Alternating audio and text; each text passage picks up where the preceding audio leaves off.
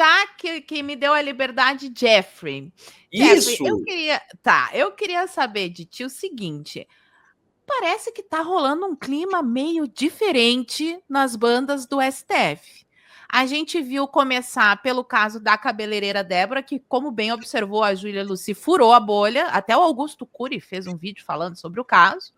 Ontem, o nosso querido magnânimo Xande liberou mais 8, resolveu arquivar o pedido de prisão do Bolsonaro. Tá um clima diferente mesmo no judiciário, ou é só impressão minha, Jeffrey? Paulinha, ontem eu tuitei. Eu disse o seguinte: tá tudo muito estranho. Que dia, né? Que dia que nós tivemos ontem, né? Realmente tá gerando uma confusão. Eu gostei de um comentário que o Alan fez, já que vocês falaram do Alan aqui. O Alan é um exemplo de resiliência, né? Se colocar resiliência no Google, acho que aparece a foto do Alan dos Santos. Ele disse o seguinte: será que não é um efeito Kassab? Eu acho que é o seguinte. Vamos lá, uma leitura que eu tenho feito. Até porque eu não consigo fazer uma leitura política, porque não é minha área. Agora eu faço uma leitura jurídica do caso. Está havendo uma soma de fatores. Veja que me parece que o sistema está implodindo. Eu tenho alertado que eu percebo com a experiência da advocacia que eu tenho, experiência processual, de análise processual, que esse processo, ele chegou no topo e ele já está em uma descendente. A leitura que eu faço é que há grandes nomes dentro da Suprema Corte que se preocupam historicamente com a reputação da Suprema Corte, que agora estão decepcionados com os escândalos que a Suprema Corte está sendo desnecessariamente exposta. Veja que os pronunciamentos do Fux, os pronunciamentos do Barroso, deixam isso claro. Está havendo um desconforto dentro da Suprema Corte, isso está refletindo de dentro para fora, porque a Suprema Corte está já exageradamente exposta. E esses ministros, como Fux, como Barroso, que sabemos serem ministros que se preocupam com a imagem, com a reputação da Suprema Corte, começaram a se expor, começaram a se manifestar contra ilegalidades que passaram dos limites. O Alexandre de Moraes, ele passou de alguns limites intransponíveis, Paulo. E agora é possível que esteja havendo um freio dentro da Suprema Corte. E, na verdade, eu tenho certeza que está havendo uma composição dentro da Suprema Corte de blindar o nome do STF, a história do STF e o futuro do STF. Veja que, inclusive, aquela sessão televisionada de recebimento da denúncia do Bolsonaro foi um tirão no pé. Por quê? Nós tínhamos certeza que não houve golpe. Nós sempre tivemos certeza que não houve tentativa de golpe e que não havia provas de tentativa de golpe. Agora, havia uma parcela da sociedade, isso não podemos negar, que ainda acreditava que houve tentativa de golpe, né? E estavam ansiosos por essa sessão televisionada que o Alexandre de Moraes prometeu que iria expor as provas gravíssimas. E foi uma decepção para todo mundo.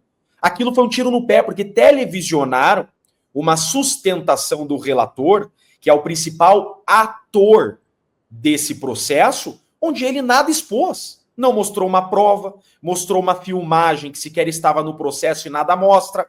Então foi uma decepção geral. Tanto que remarcaram as datas dos outros processos. Então, por exemplo, o processo que eu atuo, que é dos kids pretos, seria julgado, agora o recebimento da denúncia, dia 8. Jogaram para final de maio.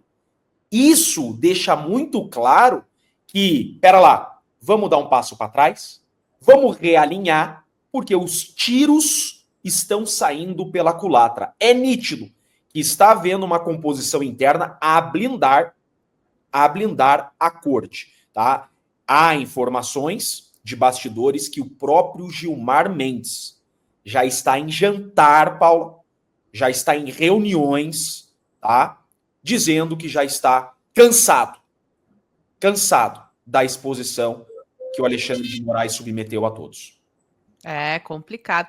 E eu vou começar aqui pelas damas. Júlia Lucy, tem alguma pergunta para o nosso convidado? Vamos lá. Como profissional, né, do meio, a gente viu um ex-assessor ser indiciado pela polícia, né, que é o Tagliaferro.